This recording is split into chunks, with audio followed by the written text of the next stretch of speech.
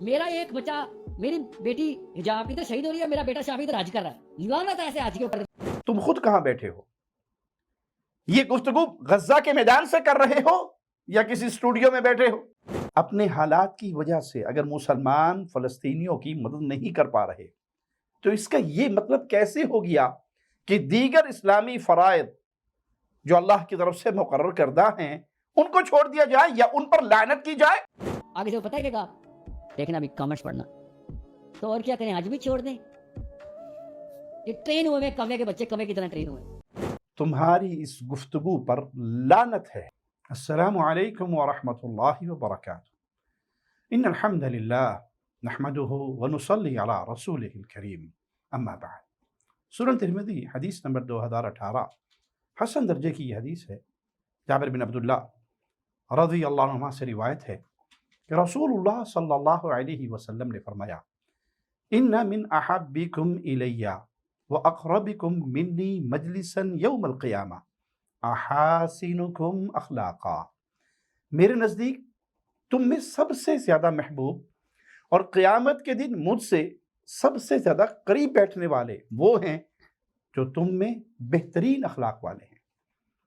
وَإِنَّ أَبْغَضَكُمْ إِلَيَّ وَأَبْعَدَكُم مِّنِّي مَجْلِسًا يَوْمَ الْقِيَامَةِ, اور میرے نزدیک تم میں سے سب سے زیادہ ناپسندیدہ اور قیامت کے دن مجھ سے دور بیٹھنے والے لوگ الثرثارون والمتشدقون والمتفہقون, وہ کون ہیں؟ جو باتونی, بلا احتیاط بولنے والے, زبان دراز اور تکبر کرنے والے ہیں.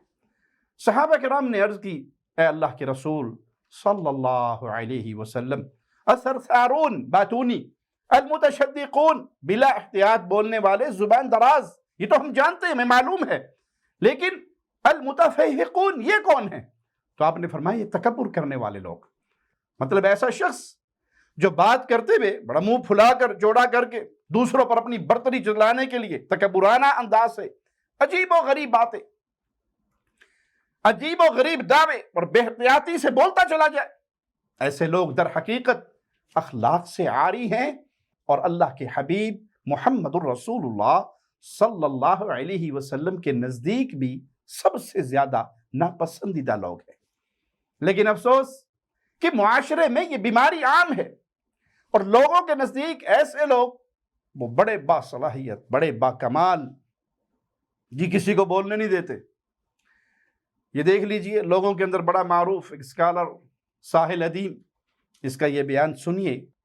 بے احتیاطی اور غیر ذمہ داری کا مظاہرہ کرتے ہوئے اس کی زبان درازی کہاں تک پہنچ جاتی ہے. یہاں پہ فلسطینی قتل ہو رہے ہیں, شہید ہو رہے ہیں, ادھر 1 کروڑ بندہ بیٹھا لبیک اللہم لبیک لگا ہوا ہے اور ہار پہ نعرے ایک دوسرے کو کہ اللہ نے قبول کر لیا, اللہ نے تیرے قبول کر لیا.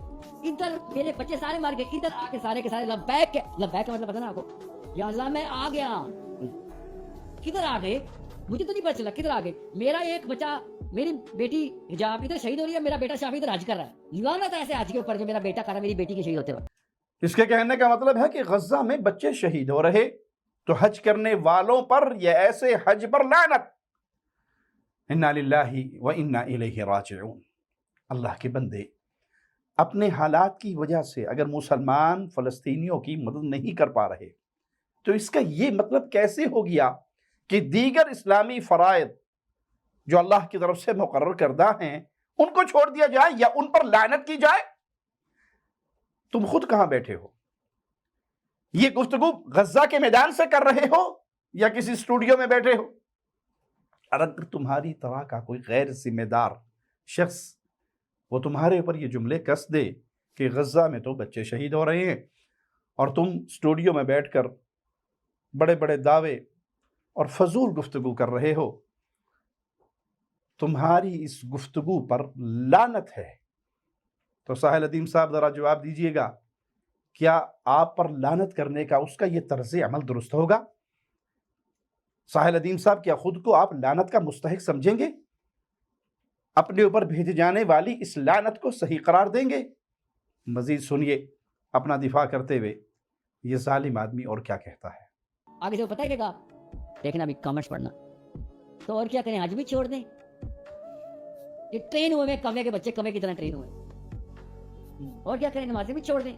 یہ میں نے کہا کہ حج چھوڑ دیں, نماز چھوڑ دیں.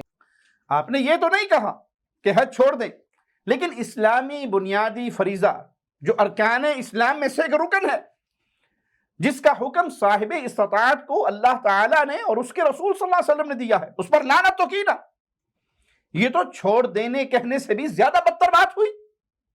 جب آپ چھوڑ دینے کا نہیں کہہ رہے تو اللہ تعالیٰ نے جس چیز کا حکم دیا ہو آپ اس پر کہیں ایسے حج پر لعنت, یہ حق آپ کو کس نے دیا؟ اللہ سے دعا ہے ایسے لوگوں کو اللہ ہدایت نصیب فرمائے, اور گفتگو کرتے ہوئے بولنے سے پہلے تولنے کی توفیق عطا فرمائے. اقول قولی ھذا واستغفر اللہ لی ولکم ولسائر المسلمین.